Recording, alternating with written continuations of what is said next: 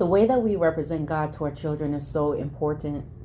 I think every well-meaning parent, most normal, the ones that really care about their children, even they can just handle the as far as Christianity and being religious.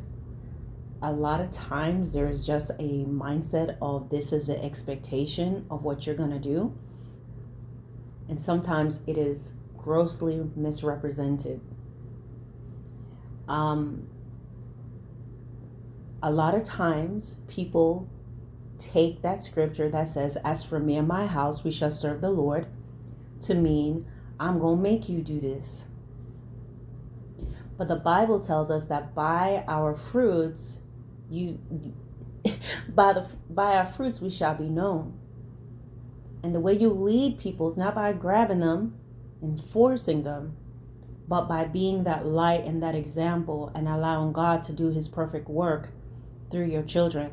This can be hard. This can be difficult, especially as they go through different phases in their lives, from being completely dependent and loving you and having that filial love to growing up into their own, sometimes smelling themselves, which means they start to, think they know more than you and all these different things.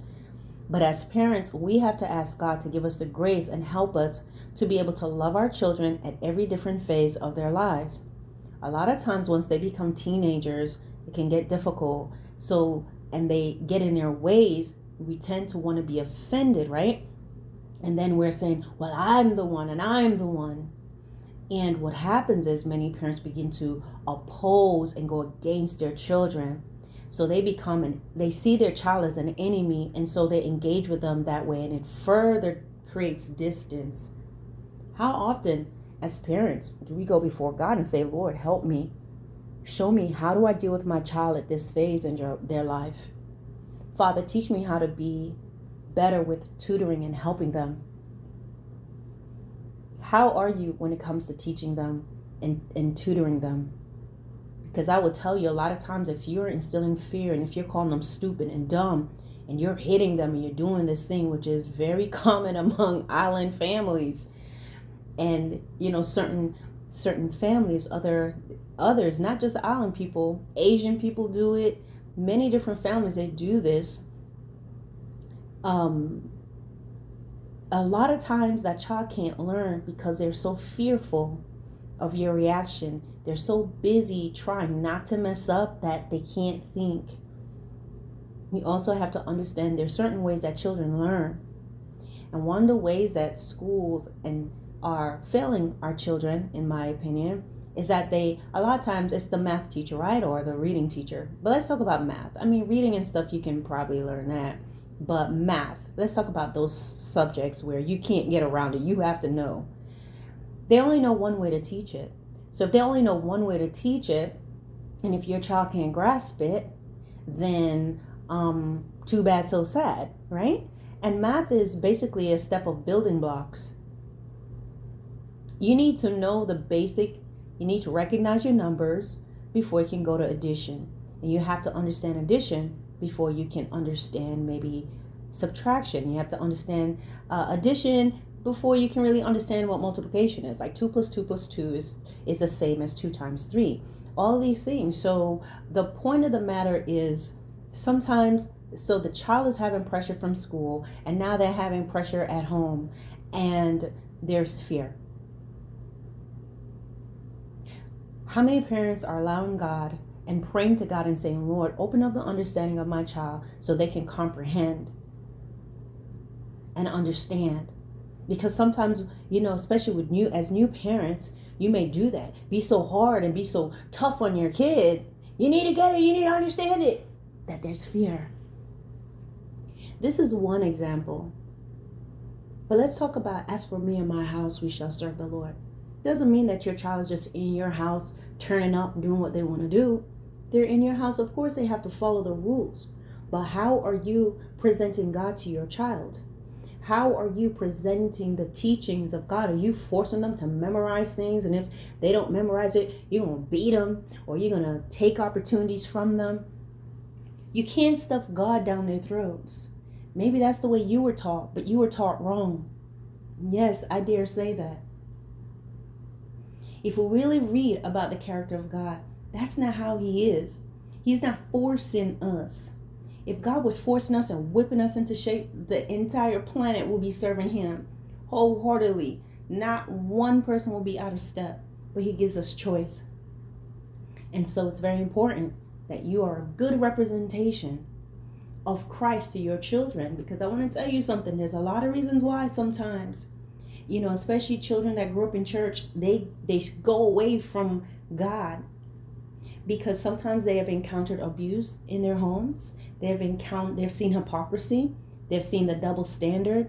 They see their parents being nice at church, and then they come home and they're mean and terrible and abusive in whatever form of abuse it may be. They may see their mom doing all this nice stuff and come home and she's horrible to their dad and to them. Maybe all the kids love her, but she's horrible to her own children. Maybe they see their dad, everybody loves their father, but at home he's mean to his wife. He's nice to everybody, all the women at the church. He's carrying people, he's making all the women smile, and he's being sweet and kind. And they may tell their mother how she's so lucky to have a husband like him, but he's completely different at home. And so sometimes that poor representation is what causes a lot of children to go astray, because they automatically put that to be God. Like, God, if you allow me to go through all this stuff, I'm done. I don't want anything to do with it. They completely run away from it. Because I want to tell you something. One thing that the devil will do is when a parent is saying that they're Christians, but they're doing a bunch of secret stuff, the devil will let your children find out your secrets. Whatever you're doing in secret, your child is going to find out, because that's how the enemy infiltrates. You have to understand, when you're sitting in your house, the enemy is looking over your shoulder at your seed. He's looking at your lineage. And he's like, okay, I've got you over here doing this. I'm going to let your child find out that you're looking at this, that you're doing this. And so what happens is, child has a secret. The child knows, and they can't say anything. They don't have any power. They need you. They're totally dependent on you. But at the same time, they're disgusted watching you be a hypocrite, knowing the things that they know about you. Oh man, there are so many things that I can say about this as it's just coming into my heart, things to speak on. But the bottom line is, a lot of times children go a certain route because of how the parents represented or misrepresented Christ. Sometimes they weaponize God, and they're telling their children what God's going to do to them. And they're calling them, a demon and a devil, and God's going to kill you, and God's going to do this. And they use the honor your mother and father line to such a degree that even if the child is being obedient, there is animosity, and they're alienated from God, because what the parent does is they paint God in this way where the child feel like they're not worthy, or even that the parent themselves will be the mediator between them and God. So parents, you have to be careful, because when we stand before God, you're going to be standing there just thinking God's only going to be asking you about church and your tithing record and your offering record and your volunteer record. But God is going to be asking you about those souls in your house, your children.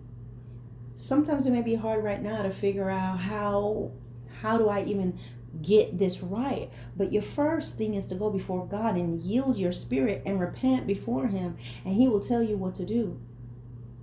The first step, just like you would tell anybody, you apologize to your children. You tell them you are sorry and you are wrong for what you have done, and mean it. Don't go to them with that justifying, if you felt like I did this.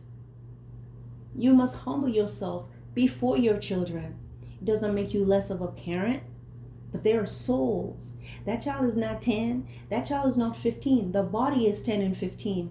There are a living soul within there.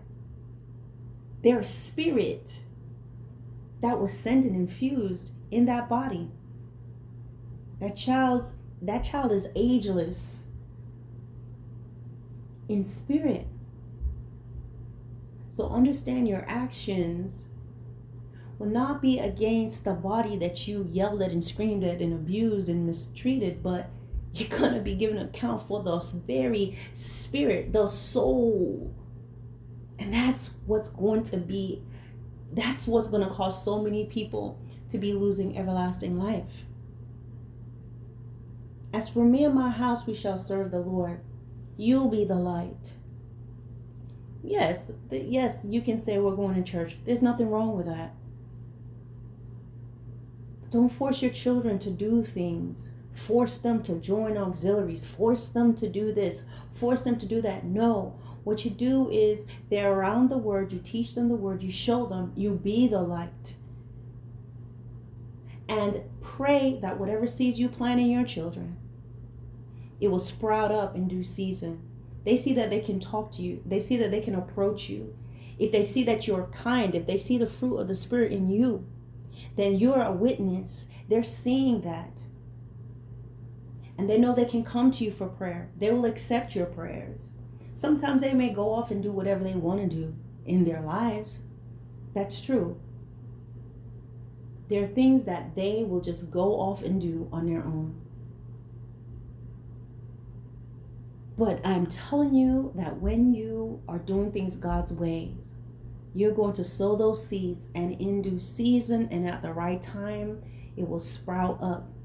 But you can abuse that child and you can aggravate them to such a degree. You can provoke your children to wrath to the point that even you provoke them so much that when you're trying to tell them about God, it's not going anywhere, because there's resistance, there's briars and thistles and resentment and anger in the heart. And man, if you're physically abusing that child, or if they're exposed and hearing you being abused, or you abusing someone, or hearing their siblings being abused, that's going to create even more of fallow ground in them. And at this point, God is going to have to go out and deal with them on his own. But you're going to be held accountable for that. Parents, I'm not telling you that you're just supposed to sit back and let your child do whatever, turn up and do whatever they want to do in your house. I'm not telling you that you can't sit down and teach your children.